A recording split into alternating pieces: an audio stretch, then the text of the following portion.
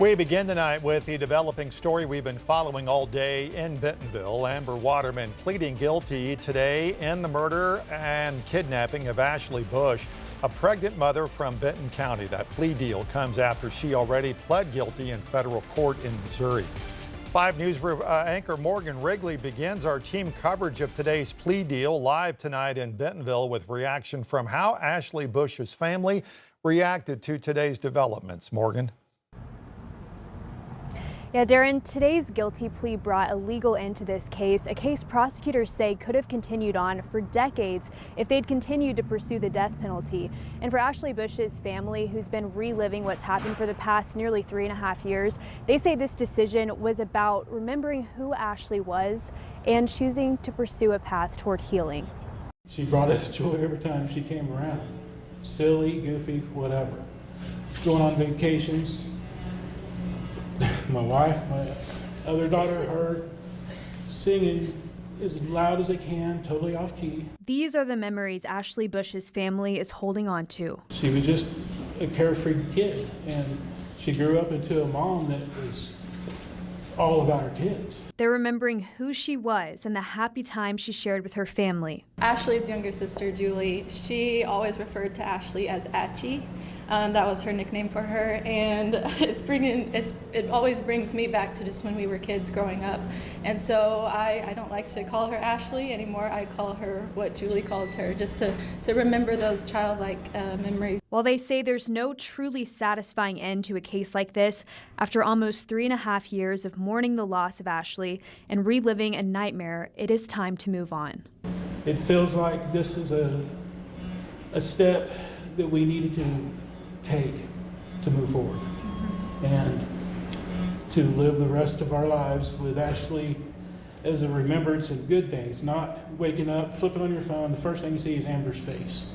Pretty much the last face we want to see. This exactly is why we're moving forward. It's time to quit reliving this. Through it all, they leaned on their faith and the support of their community.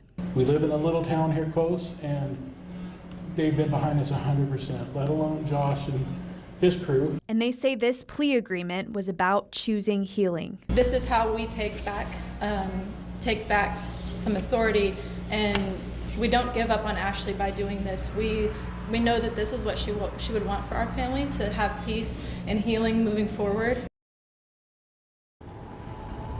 Now, the family also offered their victim impact statements today. Bo Russell was there during all of this. And Bo, we've touched on it a little bit, but up until today, the prosecution was really set on seeking the death penalty. So can you talk a little bit more about what changed? Right. Well, prosecutors and the family still say that they wish the death penalty was given in this case.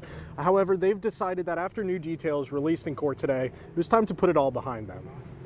I wanted to happen to her what she gave our daughter and our granddaughter no choice. She shouldn't have got a choice whether to save her life or not. But Ashley Bush's family made a choice after Amber Waterman's Benton County court hearing last month. We visited after that hearing, like we usually do. And Randy looked at me and said, "Josh, will she ever be executed?" Waterman pleaded guilty in federal court to kidnapping resulting in death and causing the death of a child in utero. All of it tied to the elaborate plot she carried out in October of 2022, an attempt to kidnap Bush's unborn baby and claim it as her own. She was sentenced to 2 consecutive life sentences in federal court before making her way to Benton County for her capital murder trial. According to Benton County prosecutors, the federal government could decide that Waterman must serve those life sentences before she could be executed, meaning it might never happen. On top of that, they say this trial was still years away. We just had a sense that this thing is going to get delayed, and there's not really anything we can do about it. It's not the court's fault or our fault. Realities that led to Wednesday's outcome. Remember Ashley Bush and Valkyrie and the Boone family, and not give Amber another thought, which would be the opposite in a death penalty case with all of the appeals. For the next 20 years, the family would have to relive that stuff. I always tell families, I think I told the Boones when we first met, at the end of this case, nobody's going to be happy. There's not a happy ending to these things, no matter what the result is. I think they have salvaged as much satisfaction as anybody could. It's really impressive.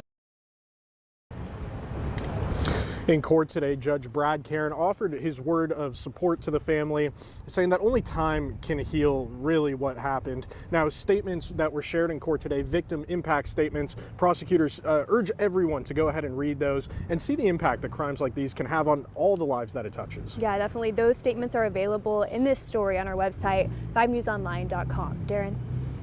All right, Morgan and Bo, thank you for that reporting. Just yesterday, 5 News told you 7 circuit court judges asked for an audit after a mishap tied to this Waterman case was discovered. The case was assigned to the wrong judge. The request of the audit is to figure out how that happened.